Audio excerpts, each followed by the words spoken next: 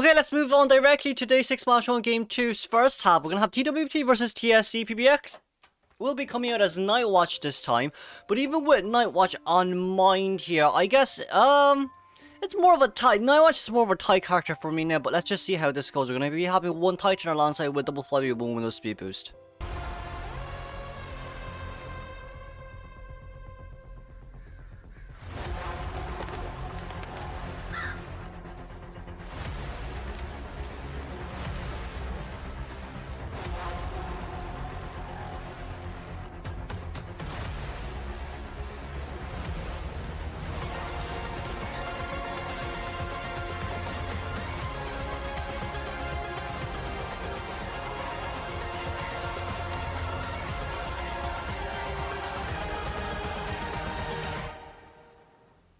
Okay, moving directly on towards the game. Let's see, PBX is going to be looking for Psycho first here, but even with Psycho on mind, preferably speaking, it would be better if PBX can get a win here instead of a tie, especially with the fact that they're currently they're one loss in. But even with that in mind, Shin here as Psycho on the other hand, quite a nice character when it comes to solo containment. And of course PBX here with no slow debuff anymore, seems like Psycho should be able to reach towards that pallet pretty easily. The pallet here being dropped down, that's going to be a pallet speed boost here being applied, but it shouldn't be too much of an issue for our Psycho here. Well, I feel like if she vaulted over that pallet, maybe she could have contained a little bit longer, but I guess we're just a little bit afraid of Terror Shocking at the end of the day and just trying to pull a bit more distance out.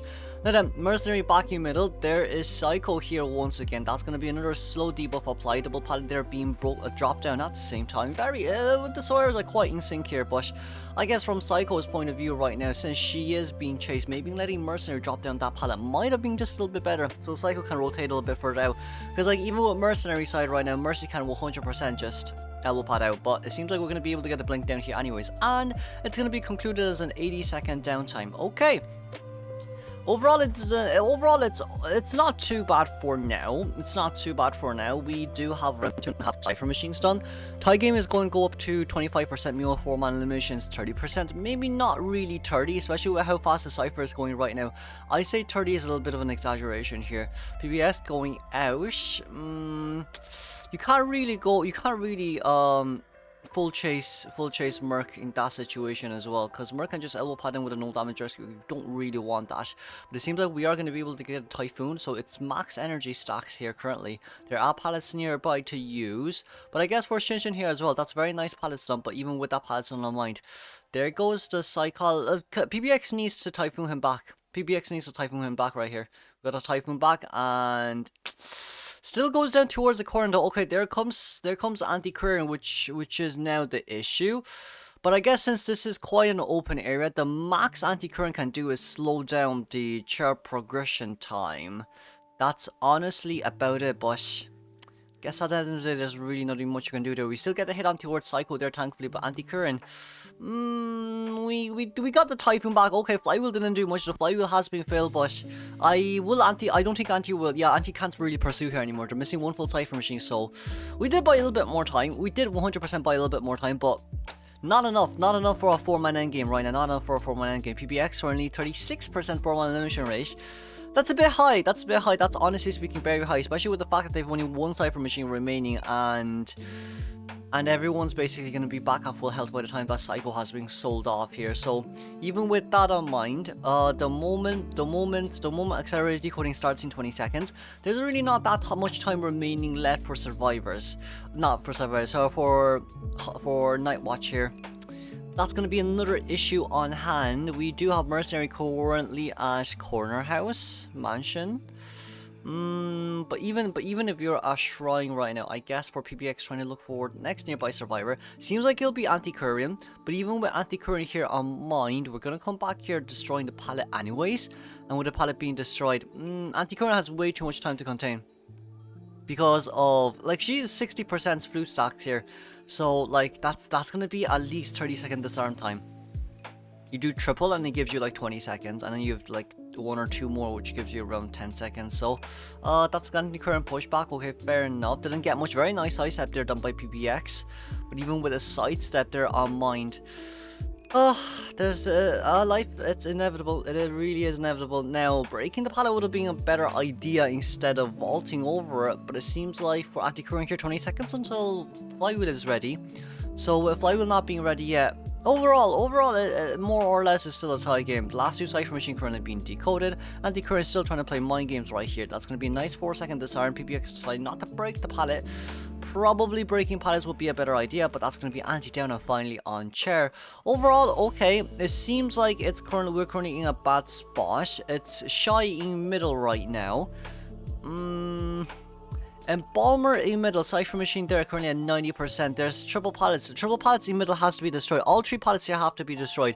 If we're getting ready for endgame, all 3 pallets in middle have to be destroyed here no matter what happens. Any current no items here remaining.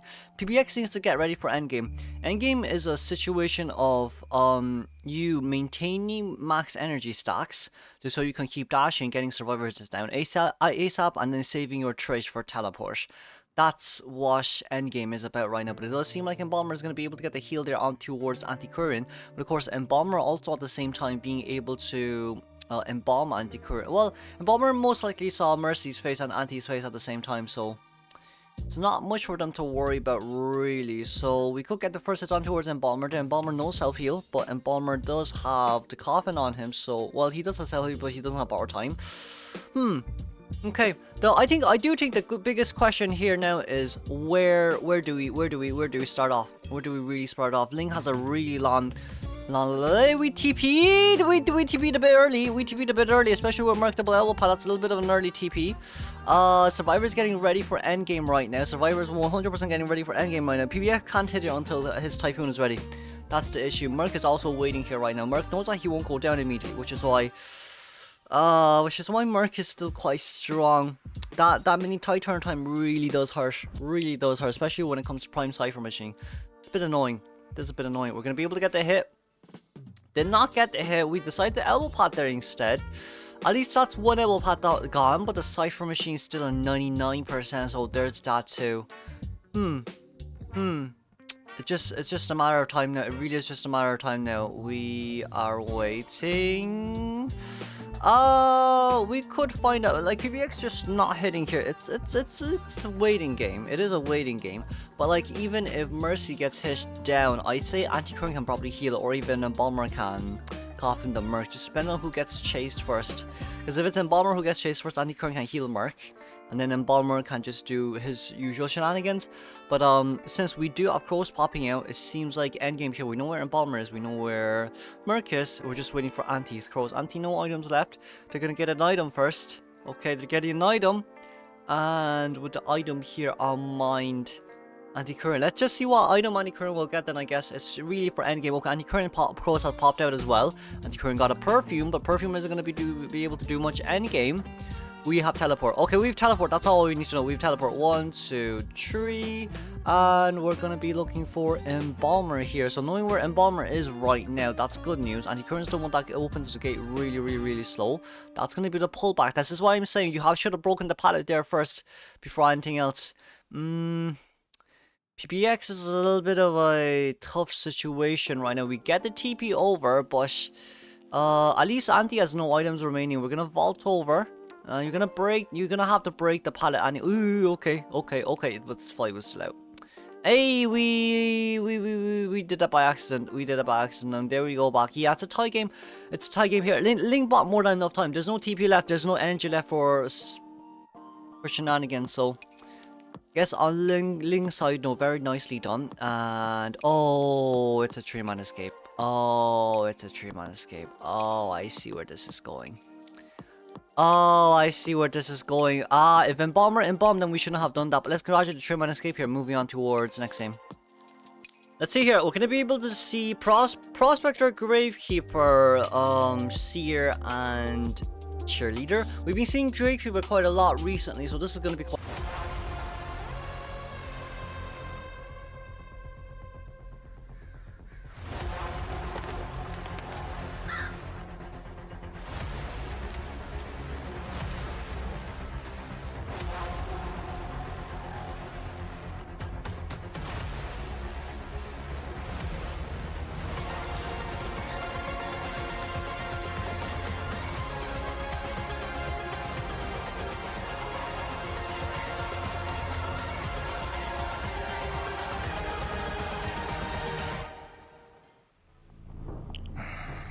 Okay, let's see here. We're gonna be able to see. Oh, but Wax Artist. First choice seems like it's gonna be Seer. Seer first choice might be a little bit harder than expected here.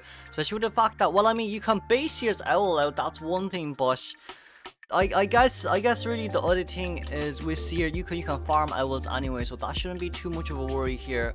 For Wax Artist, we're gonna have Trump Card Detention with Addiction alongside with Max Palette Breaking. Addiction is only being used for, I guess, Cheerleader and Prospector on that side, no, but even so,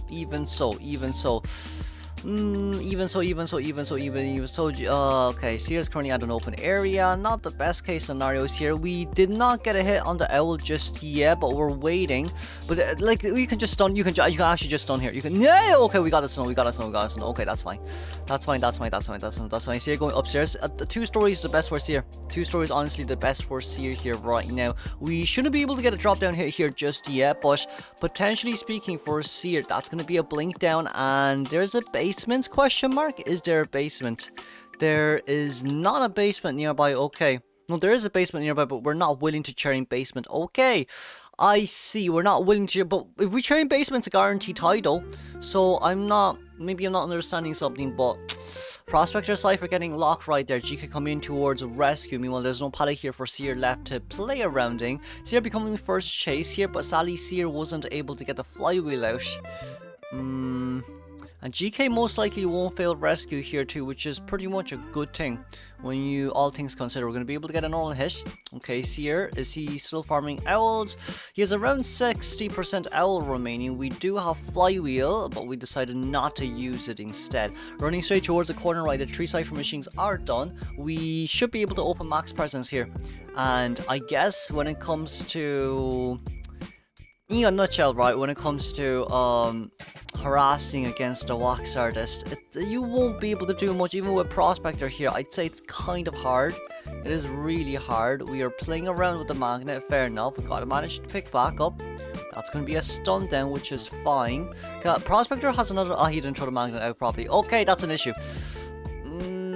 Prospector shouldn't have missed that magnet, I feel. Really shouldn't have missed that magnet, I feel. But we are currently 2 cipher machine decoded. We do see Cheerleader being nearby is a bit of an issue. I do understand if Cheerleader can get 26 stacks, 28 stacks, then it's a whole different story. But currently, that doesn't seem like it's the case. That's gonna be a pushback on towards Seer. Flywheel, very nice flywheel here. Pull back, nice pullback. Okay, we have hot wax, so that's an issue.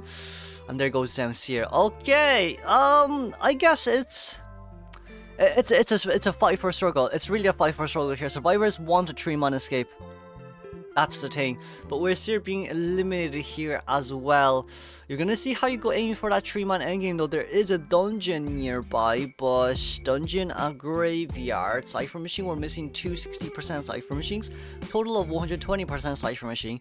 But even with that in mind right now, I guess it really is just who will be able to come out on top? Who will actually be able to come up on top here when it comes to the amateur teams? We are gonna be looking at Cheerleader next chase here immediately. That 50% cipher machine isn't gonna matter much, especially when accelerated decoding is ready and you're against a Cheerleader. Cheerleader pump on the way, has a second pump on right now, so that's double movement speed boost up and away. But even with that in mind, we're looking for TP soon, but potentially speaking, we don't actually need to change the TP here. Potentially speaking, you actually don't need to change the TP here. You could just leave it there as could just potentially leave it there as a blink, so you can get the guaranteed blink down. But it seems like we're aiming for a double down situation here on towards the Cheerleader, and Cheerleader going down here immediately. One last cipher machine, currently 70% remaining on decoding time, and it seems like we're going to be cheering a little bit closer towards the graveyard here, wanting to lock the cipher machine near S Palace. It's not a bad choice. But I guess GK cipher machine will be decoded really slowly. Really slowly. Can you lock the cipher machine from here? You can at a specific angle, fair enough, okay. So So the Cypher Machine has been locked. GK Cypher Machine has been locked there. We're locking the window upstairs as well. So now Prospector will be forced to come downstairs. And Cheerleader might actually just be after half rescue here. We're not rescued. That's a very nice pushback. And a very nice stun as well. Okay, we're going to be able to get the flywheel in. That's still a stun, a little bit unfortunate. That's going to be a double down situation. We did manage to hit the chair there, thankfully. And it's going to be Prospector here. Prospector. We wanted to blink open it, but fair enough. We wanted to blink open it, fair enough. But Cypher Machine is going to be primed. Okay, there's Trump Senpai helping you out, but Cypher Machine is going to be primed in 3 seconds. And we do see that Cheerleader is popping herself in towards a rescue right now. That's going to be a hit out. The slow debuff here definitely does hurt a lot. Oh, we hit it to the chair once again. Very nicely done by Cheerleader. Very, very, very nicely done by Cheerleader. Cheerleader, another movement speed boost out. And with that in mind, that's going to be a stun. That's going to be a really long distance stun. It's not a long stun, but it is considered a long distance stun, let's say. We did manage to get Cheerleader down, and seems like we won't be locking the gate just yet. We don't have teleport too. Because we already used blink. So with that in mind, it seems like it's a tie game here for TSC, and more or less it's a ticket for TSC. It's a ticket for a win home for TSC. So let's congratulate TSC for winning against TWT the revenge round and moving on straight towards next game.